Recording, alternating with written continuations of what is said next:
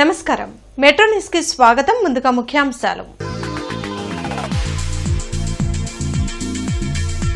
CM Chandrababu అధ్యక్షతన cabinet సమావేశం.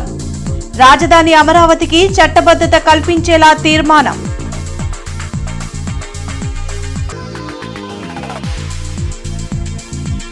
BR stadium అభివృద్ధికి కేంద్ర సహాయ మంత్రి పెమ్మసాని శంకుస్థాపన.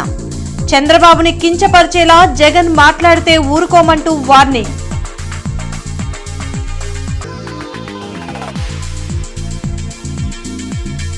ఈ నెల 28న అసెంబ్లీ ప్రత్యేక సమావేశం. రాజధాని అమరావతి చట్టబద్ధత కోసమే స్పీకర్ అయ్యన్న స్పష్టీకరణ.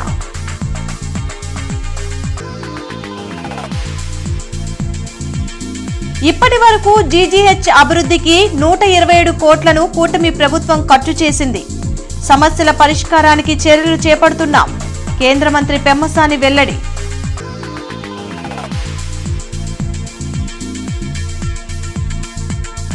అమరావతి కోసం అసెంబ్లీలో తీర్మానం అన్నది చంద్రబాబు డ్రామా.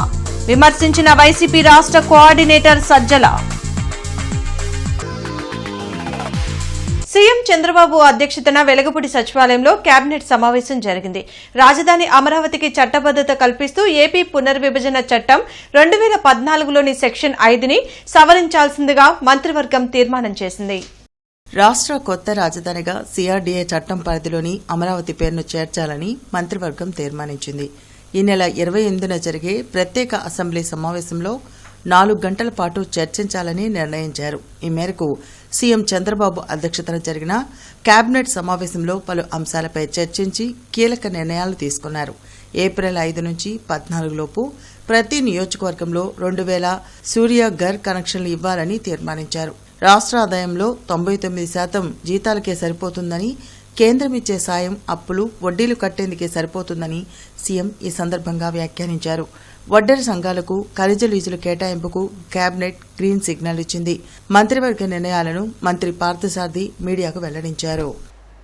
అధికారంలోకి వచ్చినప్పటి నుంచి కూడా రాష్ట్రంలోని బలహీన వర్గాలకి అనేక రాయితీలు ఇచ్చి వారి వారి వృత్తుల్ని అభివృద్ధి చేయడానికి కానీ ఎంకరేజ్ చేయడానికి కానీ ప్రయత్నం చేస్తూ ఉంది. దాంట్లో భాగంగానే నాయబ్ బ్రాహ్మణులకి 10,000 నుంచి గౌరవ వేతనాన్ని 25,000కు పెంచడం కానివ్వండి, మత్స్యకారులకి వేట నిషేధిత సమయంలో 10,000 నుంచి 20,000 పెంచడం కానివ్వండి, మరి నాయబ్ బ్రాహ్మణులకి షాప్ పెట్టుకుంటే 200 యూనిట్లు ఫ్రీగా, మరి పద్మశాలలకి హ్యాండ్లూమ్ అయితే 200 యూనిట్లు, పవర్లూమ్ అయితే 500 యూనిట్లు, మరి గౌడ సోదరులకి వైన్ షాప్స్లో బార్స్లో 10% రిజర్వేషన్. సో ఈ విధంగా బలహీన వర్గాల్ని ఆర్థికంగా బలోపేతం చేయడానికి, వారికి సాధికారత సాధించడానికి ఈ ప్రభుత్వం కట్టుబడిందని చెప్పేసి మనం చేస్తాను. అదే ఎన్నికల్లో ఇచ్చిన హామీ మేరకు మరి ఈరోజు వారికి 15% క్వారీలని రిజర్వ్ చేయాలని చెప్పేసి ఏదైతే ప్రతిపాదన వచ్చిందో దాన్ని ఆమోదించడం జరిగిందని చెప్పేసి మనం చేస్తాం. బాడీ షేమింగ్ గురించి మాట్లాడాలంటే ఒక్క మాటతో జగన్మోహన్ రెడ్డిని చంపేయగలమని కేంద్ర సహాయ మంత్రి పెమ్మసాని చంద్రశేఖర్ వ్యాఖ్యలు చేశారు. 14 కోట్ల రూపాయల వ్యయంతో నిర్మాణం చేయన మల్టీపర్పస్ ఇండోర్ స్టేడియం నిర్మాణానికి మంత్రి పెమ్మసాని చంద్రశేఖర్ శంకుస్థాపన చేశారు. ఈ సందర్భంగా ఆయన మాట్లాడుతూ, గత ప్రభుత్వంలో నిరాదరణకు గురి అయి బీఆర్ స్టేడియం అభివృద్ధి కోసం కేంద్ర ప్రభుత్వం నుంచి 14 కోట్ల నిధులు తీసుకురావడం జరిగిందన్నారు. జగన్మోహన్ రెడ్డి ముఖ్యమంత్రి చంద్రబాబు నాయుడుపై అనుచిత వ్యాఖ్యలు చేయడం సరైన విధానం కాదని మండిపడ్డారు. అభివృద్ధిపై మాట్లాడాలే కానీ వ్యక్తిగత దూషణలు సరికాదన్నారు. ఈ కార్యక్రమంలో ఎమ్మెల్యేలు Galla Madhavi, Naseer Ahmed, SAAP chairman Ravi Naidu, SAAP MD Dharani, ఇతర ముఖ్య నేతలు పాల్గొన్నారు. ఉంటే రాష్ట్రం మీద అభిప్రాయం ఏదన్నా ఉంటే రాజకీయాలు మాట్లాడండి, సబ్జెక్ట్ మాట్లాడండి, అంతేగత వ్యక్తిగతంగా ఏది పడితే అది మాట్లాడితే మేము కూడా మాట్లాడొచ్చాం. ఫిజికల్గా బాడీ షేమింగ్ కానీ ఇవన్నీ కూడా ఆ చంద్రబాబు గారి మొహమే తెలుగు జాతి ఈరోజు ప్రపంచంలో తలెత్తుకునే విధంగా చేసింది జగన్మోహన్ రెడ్డి గారు. మైండ్ సెట్ గురించి మీరు మాట్లాడతారు. ఎవరిది మైండ్ సెట్ ప్రాబ్లం అని నేను ముందే చెప్పా. ప్రజావేదికను కూల్చిన మైండ్ సెట్టా, లేకపోతే పాస్ పుస్తకాలపై బొమ్మేసుకున్నది మైండ్ సెట్టా? ఎవరిది మైండ్ సెట్? మాస్కులు అడిగిన పాపానికి ఒక వ్యక్తిని సైకోగా చిత్రీకరించి చంపింది మైండ్ సెట్. ఎవరిది మైండ్ సెట్ అని అడుగుతాను.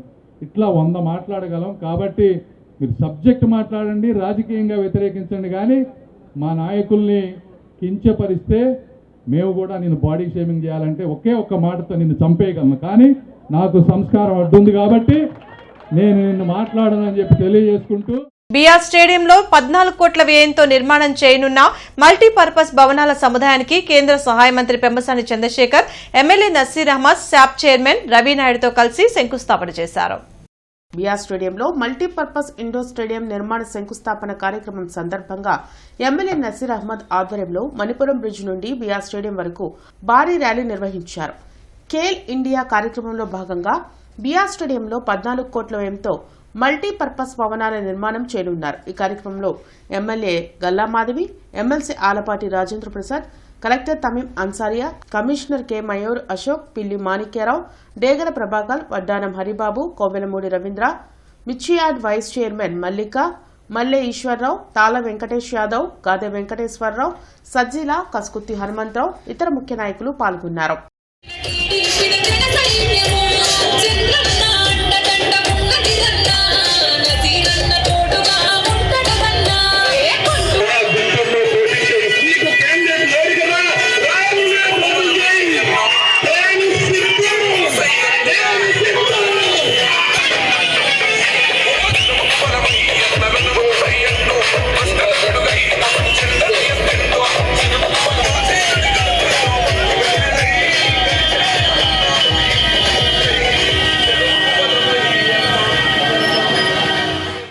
ఇరవై 26 ఎకరాల బీఆర్ స్టేడియం స్థలం 6 ఎకరాలు కబ్జాకి గురైందని ఎమ్మెల్యే నసీర్ అహ్మద్ వెల్లడించారు.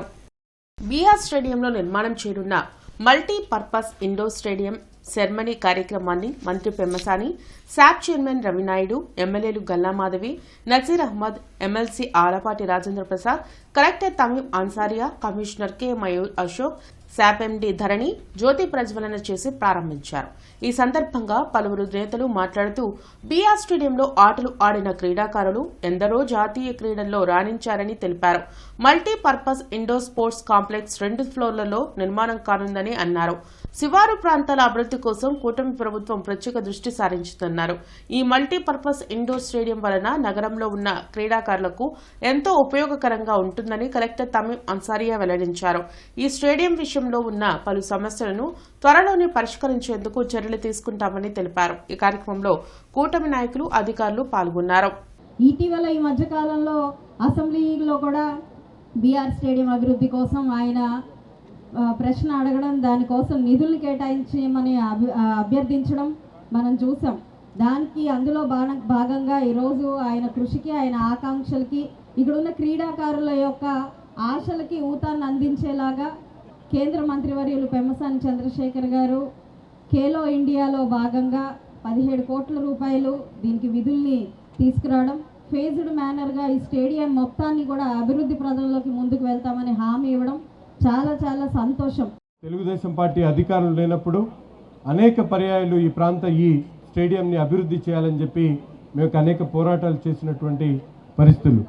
ఈరోజు ఎన్నికలు అయిపోయిన తర్వాత, కూటమి ప్రభుత్వం ఏర్పడిన తర్వాత కూడా అసెంబ్లీ సాక్షిగా ఈ బ్రహ్మానంద రెడ్డి స్టేడియం యొక్క అభివృద్ధి కావాలని చెప్పి పదే పదే అడగడం జరిగింది. దాని తర్వాత కేంద్ర మంత్రివర్యులు కేంద్రం ఖేలో ఇండియా ద్వారా 14 కోట్ల రూపాయలు ఆయన ఈ శాంక్షన్ చేయించడం నిజంగా ఆయనకు మీ అందరి తరపున, గుంటూరు తూర్పు నియోజకవర్గ ప్రజల తరపున హృదయపూర్వకమైనటువంటి ధన్యవాదాలు తెలుపుతా ఉన్నాను.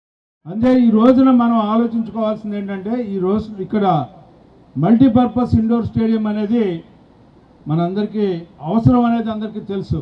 కానీ దానికి నిధులు ఏ రకంగా కావాలి? ఇవాళ డిపిఆర్ని మనం చూసాం, ఫ్లైఓవర్స్కి డిపిఆర్ వేయమంటే వాళ్ళు డిపిఆర్ ప్రాజెక్టు పంపడానికి 6 నెలలు అయితే వెళ్ళిన నెలలో దానికి నిధులు కేటాయించినటువంటి ఘనత పెమ్మసాని చంద్రశేఖర్ గారిది.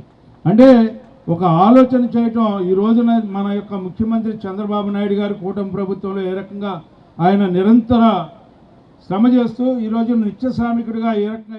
సో దీని వలన గుంటూరు ప్రజలకు, ముఖ్యంగా ఇక్కడికి ఉన్న స్పోర్ట్స్ మెన్, స్పోర్ట్స్ విమెన్ అందరికీ కూడా ఒక మంచి అవకాశం. వారు నేషనల్ లెవెల్, అదేవిధంగా ఇంటర్నేషనల్ లెవెల్లో స్పోర్ట్స్లో వారు పాల్గొని అక్కడ వారు గెలవడానికి ఈ స్పోర్ట్స్ కాంప్లెక్స్ అనేది చాలా ఉపయోగపడుతుంది. ఇలాంటి ఒక మంచి ప్రాజెక్ట్ని తీసుకువచ్చినందుకు ప్రజలందరి తరపున, ముఖ్యంగా ఇక్కడ ఉన్న క్రీడాకారుల తరపున డిస్ట్రిక్ట్ స్పోర్ట్స్ అథారిటీ చైర్మన్గా నేను కేంద్ర మంత్రివర్యులకు హృదయపూర్వక కృతజ్ఞతలు తెలియజేస్తున్నాను. ఆంధ్రప్రదేశ్ రాజధానిగా అమరావతికి పూర్తిస్థాయి చట్టబద్ధత కల్పించే దిశగా కీలక అడుగు పడింది. ఈ నెల 28వ తేదీన ఉదయం 11 గంటలకు అసెంబ్లీ ప్రత్యేక సమావేశం నిర్వహించనున్నట్లు శాసనసభ స్పీకర్ చింతకాయల అయ్యన్న పాత్రుడు ప్రకటించారు.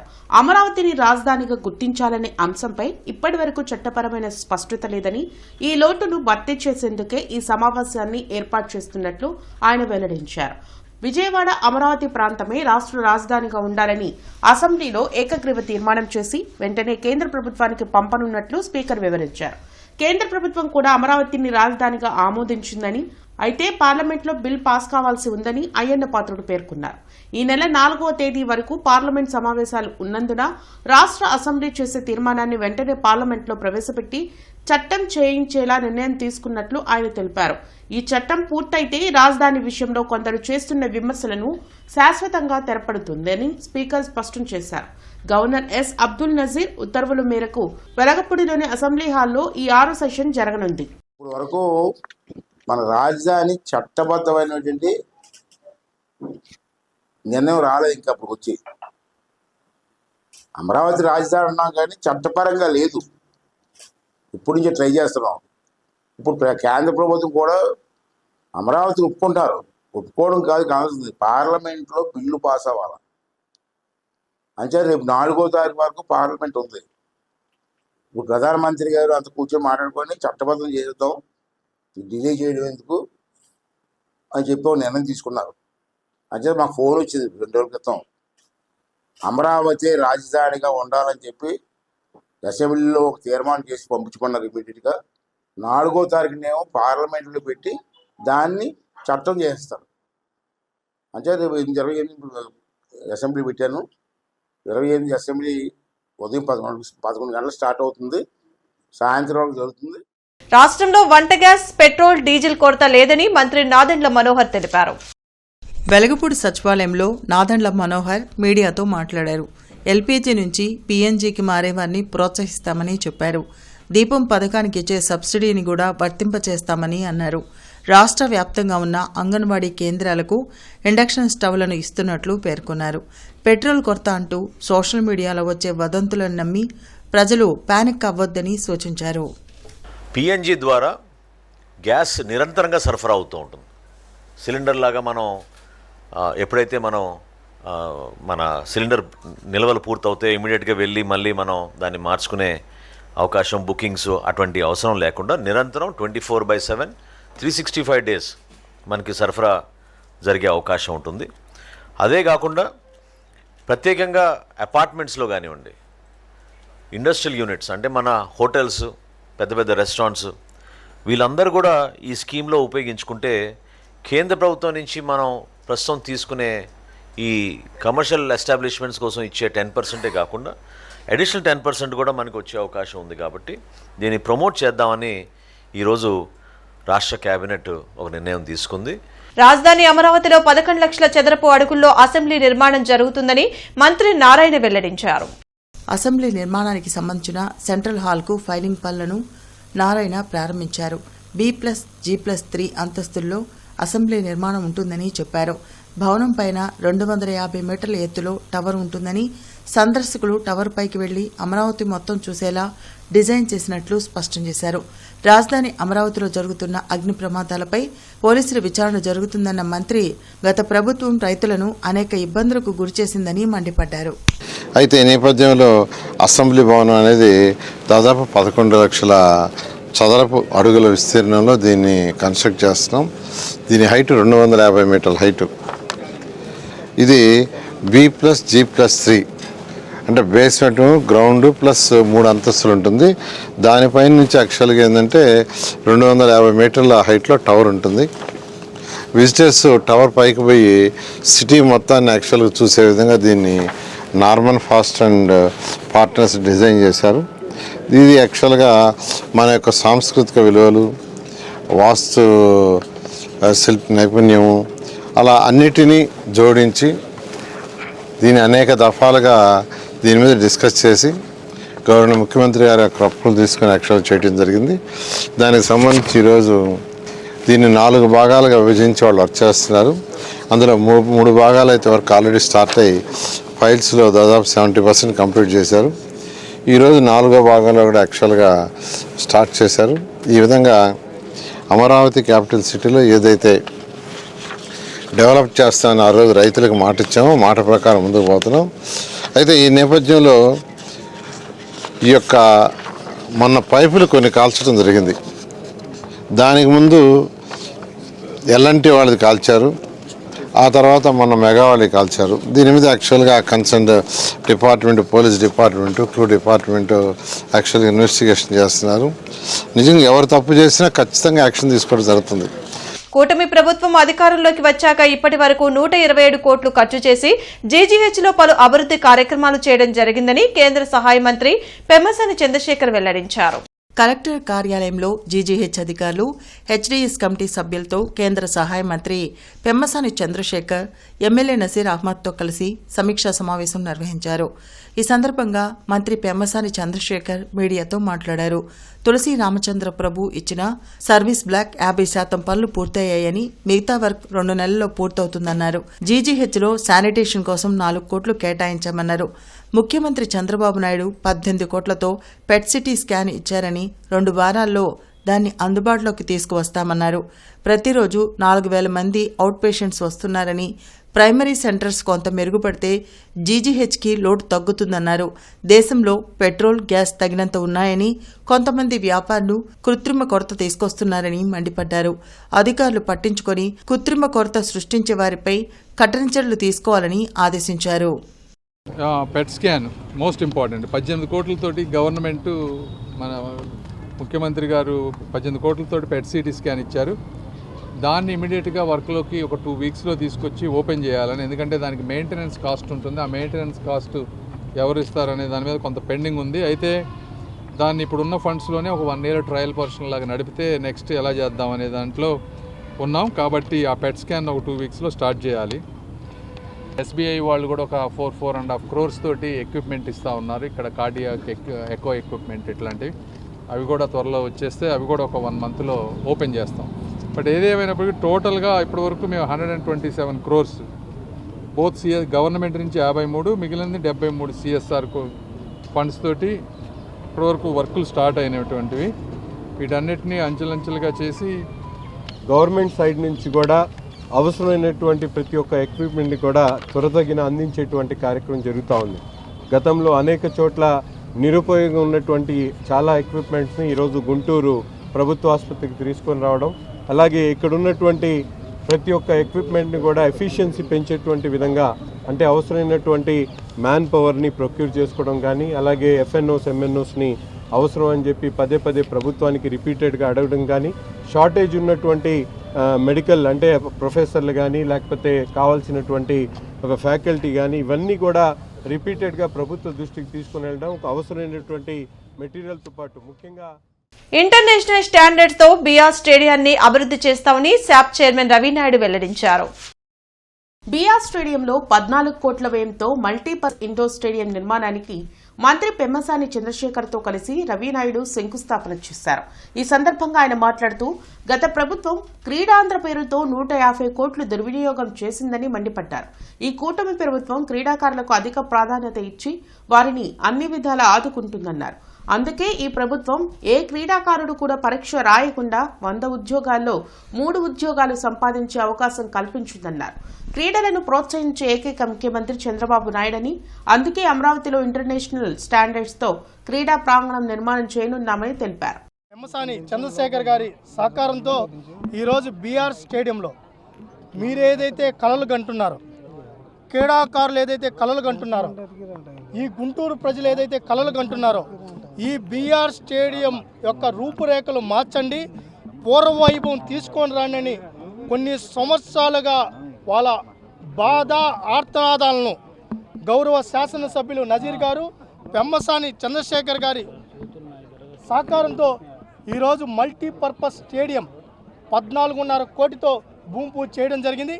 ఇది 2 లెవెల్స్లో ఉంటుంది. ఈరోజు 8 డిసిప్లిన్స్ మల్టీపర్పస్గా యూటిలైజ్ చేసుకోవచ్చు. యోగా కావచ్చు, బ్యాడ్మింటన్ కావచ్చు, అదేవిధంగా వాలీబాల్ కావచ్చు, బాస్కెట్బాల్ కావచ్చు, అదేవిధంగా ప్యాష్ కావచ్చు. జిల్లా పోలీస్ కార్యాలయంలో ప్రజా ఫిర్యాదుల పరిష్కార వ్యవస్థకు వచ్చే వారి కోసం ప్రత్యేక హాల్తో పాటు మినీ కాన్ఫరెన్స్ హాల్ అందుబాటులోకి వచ్చింది. విట్ యూనివర్సిటీ అందించిన సిఎస్ఆర్ నిధులతో ఈ భవనాలను ఏర్పాటు చేశారు. నూతనంగా నిర్మించిన భవనాలను విట్ యూనివర్సిటీ ఛాన్సలర్ విశ్వనాథన్ ప్రారంభించారు. ఈ సందర్భంగా గుంటూరుతో ఆయనకు ఉన్న అనుబంధాన్ని గుర్తు చేసుకున్నారు. రాష్ట్రాన్ని అన్ని విధాలా అభివృద్ధి చేయాలనే లక్ష్యంతో శ్రమిస్తున్న సీఎం చంద్రబాబుకు తాము ఎప్పుడూ అండగా నిలుస్తామని ఆయన తెలిపారు.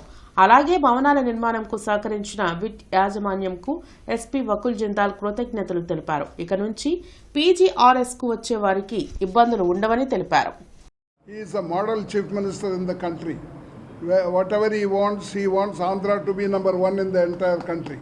That is his wish, and we have assured him that we will be with him in fulfilling all his ambitions, that Andhra should become number one in whatever field we have. And of course, it's a hard-working people in this part of the country, and also they are concentrating on education also, because I find I go all around the country. Among the parents, South Indian parents spend more money than others for their children. Among the South Indian state, Andhra is number one who spend more money on children. ఈరోజు చాలా సంతోషంగా ఉంది. So VIT chancellor doctor G Viswanathan గారు, ఆయనకి చాలా long experience, long career. ఆయన ఎంపీగా పనిచేశారు. అదేవిధంగా విఐటి ఇన్స్టిట్యూషన్స్ అధినేతగా చాలా సంవత్సరాల నుంచి లీడ్ చేస్తున్నారు. మంచి education institutions, education services provide చేస్తున్నారు. మన అమరావతిలో కూడా విఐటి ఏపీ యూనివర్సిటీ కింద మంచి ఎడ్యుకేషన్ సర్వీసెస్ ఇస్తున్నారు. అక్కడ ఆల్మోస్ట్ 20,000 మంది ఇన్స్టిట్యూషన్లో చదువుతున్నారు. సో వాళ్ళు కార్పొరేట్ సోషల్ రెస్పాన్సిబిలిటీ భాగంగా మన డిస్ట్రిక్ట్ పోలీస్ ఆఫీస్లో ఈ పీజీఆర్ఎస్ బిల్డింగ్, అదేవిధంగా మినీ కాన్ఫరెన్స్ హాల్ కట్టడం జరిగింది. అమరావతి కోసం అసెంబ్లీలో తీర్మానం అంటూ సీఎం చంద్రబాబు మరో డ్రామా చేస్తున్నారని వైసీపీ రాష్ట్ర కోఆర్డినేటర్ సజ్జల రామకృష్ణారెడ్డి విమర్శించారు. అమరావతి పేరుతో జరిగిన అవినీతి, రైతులకు పరిష్కారం కాని అంశాల నుంచి ప్రజలను పక్కదోవ పట్టించే ప్రయత్నం చేస్తున్నారని ధ్వజమెత్తారు. తాడేపల్లిలోని వైసీపీ కేంద్ర కార్యాలయంలో సజ్జల మీడియాతో మాట్లాడారు. అమరావతి కోసం అసెంబ్లీలో తీర్మానం చేయాల్సిన అవసరం ఎందుకు వచ్చింది? ఎవరు అడ్డంకులు సృష్టిస్తున్నారో ప్రజలకు చంద్రబాబు చెప్పాలని సజ్జల డిమాండ్ చేశారు. ఈరోజు ఏం చేశారు? మళ్ళీ ఇప్పుడు ఈ 2 ఏళ్లలో ఒక్కటే అడుగుతున్నాం, ఏదన్నా ఒక కొత్త ఏదన్నా దీంట్లో వచ్చింది. కొత్త ప్లాన్ కోసం మళ్ళీ 400 కోట్లు ఈ మధ్య చదివించుకుంటున్నాడు అనేది డిజైన్ కోసం అని చెప్పి 400 కోట్లు ఇస్తున్నాడంట. ఇప్పుడు అప్పుడు ఇచ్చిన డిజైన్లు ఎన్ని ఏమినాయి? ఆ డిజైన్లు ఏంది, ఈ డిజైన్లు ఏంది? అసలు డిజైన్ల పేరు ఎన్ని వేల కోట్లు ఖర్చు అవుతుంది తెలియదు. అలాగే బిల్డింగులకు సంబంధించి ఆ రోజు ఏవైతే పునాదులు తీసి ఆగినాయో అవి ఈ కొత్త ప్రభుత్వం వచ్చాక ఎవ్వరు అడగకుండానే వాటిని రద్దు చేసి చంద్రబాబు నాయుడు గారు మళ్లీ టెండర్లు పిలిచారు.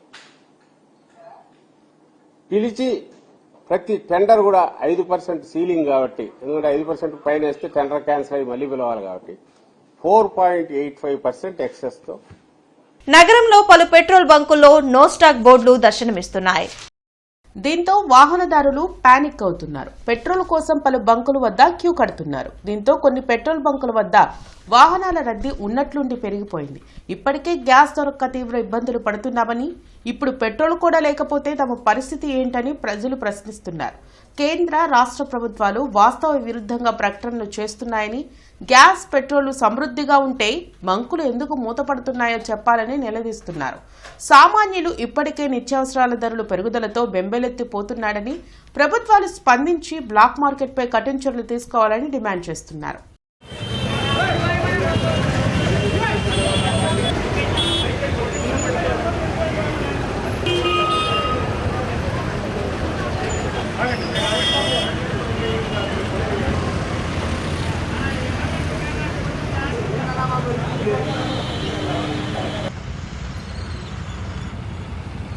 ఎప్పుడు మళ్ళీ గుంటూరులో వాహనాలకి పెట్రోలు కొరతగా ఉందని చెప్పేసి ఎక్కువ మంది వస్తున్నారు. ఓ పక్కే రాష్ట్ర ప్రభుత్వం కానీ కేంద్ర ప్రభుత్వం కానీ పెట్రోల్ కానీ గ్యాస్ కానీ ఏమీ కొరత లేదని చెప్పేసి రోజు పార్లమెంట్లో ప్రకటనలు చేస్తున్నారు కేంద్ర ప్రభుత్వం. కానీ ఆచరణలో దానికి భిన్నంగా ఈరోజు అనేక మంది పదుల సంఖ్యలో ఈరోజు వాహనదారులు అందరూ కూడా పెట్రోల్ అయిపోతుందనే భయంతో పరుగులు తీస్తున్న పరిస్థితి ఉంది. కాబట్టి ఆచరణకి వాళ్ళు చెప్పే మాటలకి ఎంత తేడా ఉందో ఈ పెట్రోల్ బంకుల దగ్గర ఉన్న జనాన్ని బట్టి చూస్తేనే అర్థమవుతుంది. కాబట్టి తక్షణమే రాష్ట్ర ప్రభుత్వం దీనికి కొరత నివారణ చర్యలు తీసుకోవాలి. కాబట్టి మాటల వరకే పరిమితం కాకుండా దానికి కొరతకు కారణం ఏంటో పరిశీలించి ప్రజల్లో ఉన్న భయాందోళనను పోగొట్టాలని చెప్పేసి మేము కోరుతున్నాం. రాష్ట్రంలో దేశంలో పెట్రోల్ నిల్వలు ఫుల్గా ఉన్నాయని చెప్తా ఉన్నారు. మరోవైపు చూస్తే గుంటూరు నగరంలో దాదాపు అనేక పెట్రోల్ బంకులు నిన్న అర్ధరాత్రి నుంచి మూసివేస్తా ఉన్నారు.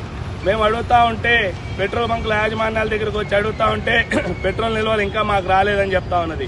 మరోవైపు ఏమో ప్రభుత్వం ఏమో పెట్రోల్ నిల్వలు ఉన్నాయంటున్నారు, వీళ్ళని అడుగుతా ఉంటే పెట్రోల్ లేదంటా ఉన్నారు. ఈ యొక్క కేంద్ర ప్రభుత్వము రాష్ట్ర ప్రభుత్వము ఈ యొక్క ఇరాన్ యుద్ధం మీద స్పష్టమైన ప్రకటన అంటే అసలు పెట్రోల్ నిల్వలు లేకపోతే ఈ విధంగా వీళ్ళు ఎందుకు మూసివేస్తారని మేము ప్రశ్నిస్తా ఉన్నాం. ఒకవేళ ఉంటే ఈ దళారులు అమ్ముకుంటా ఉన్నారా బ్లాక్ మార్కెట్లో అని అడుగుతా ఉన్నాము. మరోవైపు గ్యాస్ లేక అనేక పరిశ్రమలు మూసివేస్తా ఉన్నారు. గ్యాస్ నిల్వలు పూర్తిగా ఉన్నాయని చెప్తా ఉన్నారు. కమర్షియల్ గ్యాస్ దాదాపు 5,000, 6,000 రూపాయలు పెట్టి అమ్ముతా ఉన్నారు. చిన్న సిలిండర్లు 2,000 నుంచి 3,000 రూపాయలు అమ్ముతా ఉన్నారు. కాబట్టి మేము ఒకటే చెప్తా ఉన్నాము, ఈ యొక్క రాష్ట్ర ప్రభుత్వము కేంద్ర ప్రభుత్వము పూర్తిగా విఫలమైందని ఈ సందర్భంగా ఆరోపిస్తా ఉన్నాం. కమిషనర్ మయూర్ అశోక్ పొన్నూరు రోడ్లోని ఏబీసీ సెంటర్, ఏటుకూరు రోడ్లోని compost yard, Pattabhipuram main road తదితర ప్రాంతాల్లో పర్యటించారు. ఈ సందర్భంగా కమిషనర్ మాట్లాడుతూ జీఎంసీ ఏబీసీలో పూర్తి సామర్థ్యంతో వీధి కుక్కలకు ఏబీసీ ఏఆర్వీ చేయాలని, నిర్దేశిత మార్గదర్శకాల మేరకు పర్యవేక్షణలో ఉంచాలని ఏబీసీ ఏజెన్సీ ప్రతినిధులకు స్పష్టం చేశారు. ఏఐటీయూసీ గుంటూరు నగర 17వ మహాసభ కొత్తపేటలోని మల్లెలింగం భవన్లో ఈ రోజు ఘనంగా జరిగింది. మహాసభ ప్రారంభ సూచకంగా ఏఐటీయూసీ పతాకాన్ని సీనియర్ నాయకులు పొన్నుగూటి వెంకటరెడ్డి ఆవిష్కరించగా ముఖ్య అతిథిగా హాజరైన రాష్ట్ర గౌరవ అధ్యక్షులు వెలుగురి రాధాకృష్ణమూర్తి మాట్లాడుతూ కార్మికులు ఎదుర్కొంటున్న సమస్యల పరిష్కారం కొరకు అనేక పోరాటాలను నిర్వహిస్తున్న ఏఐటీయూసీ ఈ గుంటూరు నగరంలో కార్మిక వర్గం పక్షాన నిలుస్తూ వెన్నుదన్నుగా ఉంటూ పోరాటాలు నిర్వహిస్తుందని తెలిపారు. ఎన్డీఏ కూటమి ప్రభుత్వం అధికారంలోకి వచ్చిన నాటి నుండి కార్మిక వ్యతిరేక విధానాలు అవలంబిస్తూ కార్పొరేట్ కంపెనీలకు కట్టు బానిసలుగా మార్చే ప్రయత్నం చేస్తుందని వారన్నారు. ఏఐటీసీ నగర ప్రధాన కార్యదర్శి అకిటి అరుణ్ కుమార్, జిల్లా ప్రధాన కార్యదర్శి మేడా హనుమంతరావు, జిల్లా ఉపాధ్యక్షులు జంగాల అజయ్ కుమార్, కోటా మాల్యాద్రి, ముఠా కార్మిక సంఘం రాష్ట్ర అధ్యక్షులు చల్లా చిన ఆంజనేయులు, నగర గౌరవ అధ్యక్షులు జి సురేష్ బాబు తదితరులు పాల్గొన్నారు. జి సురేష్ బాబు, భవన నిర్మాణ కార్మిక సంఘం రాష్ట్ర అధ్యక్షులు పుప్పాల సత్యనారాయణ తదితరులు పాల్గొని ప్రసంగించారు. కార్మికుల సమస్యలు, ప్రజల సమస్యలు, రైతుల సమస్యలు వీటి చర్చ రాగల ఏ వస్తున్నాయంటే మనకి రోజు చూస్తే గుడ్లు, గోపురాలు, దేవుళ్ళు వీటి చుట్టూ రాజకీయాలు పెడుతున్నాం.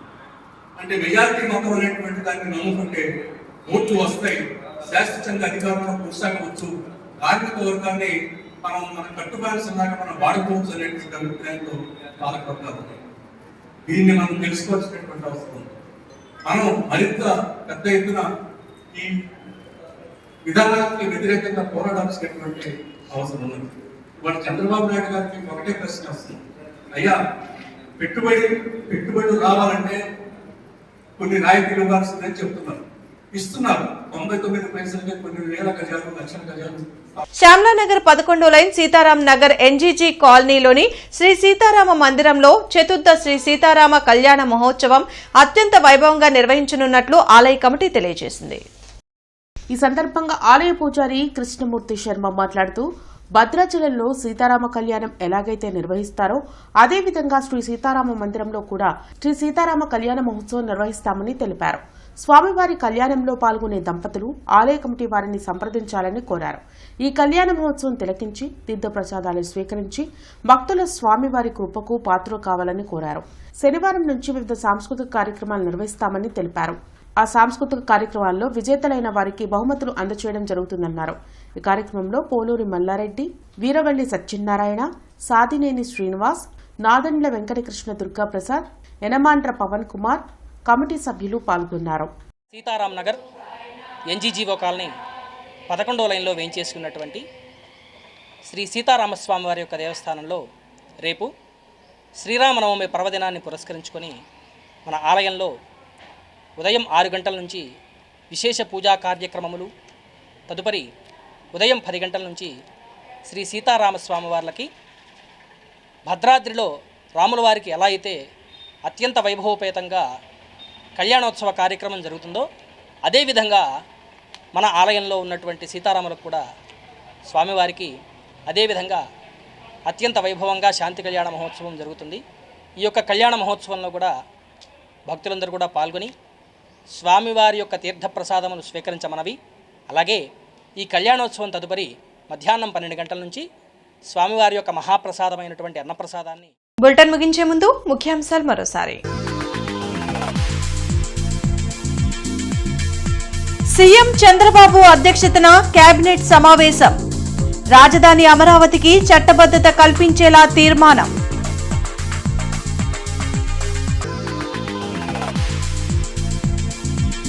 బీఆర్ స్టేడియం అభివృద్ధికి కేంద్ర సహాయ మంత్రి పెమ్మసాని శంకుస్థాపన. చంద్రబాబుని కించపరిచేలా జగన్ మాట్లాడితే ఊరుకోమంటూ వార్నింగ్.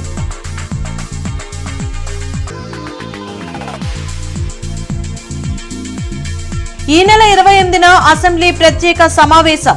రాజధాని అమరావతి చట్టబద్ధత కోసమే స్పీకర్ అయ్యన్న స్పష్టీకరణ.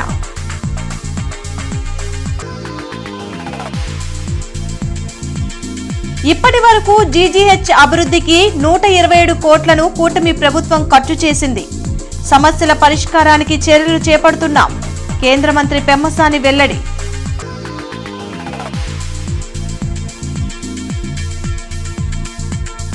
అమరావతి కోసం అసెంబ్లీలో తీర్మానం అన్నది చంద్రబాబు డ్రామా.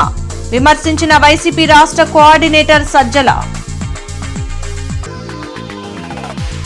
ఈ వార్తలు ఇంతటితో సమాప్తం. నమస్కారం.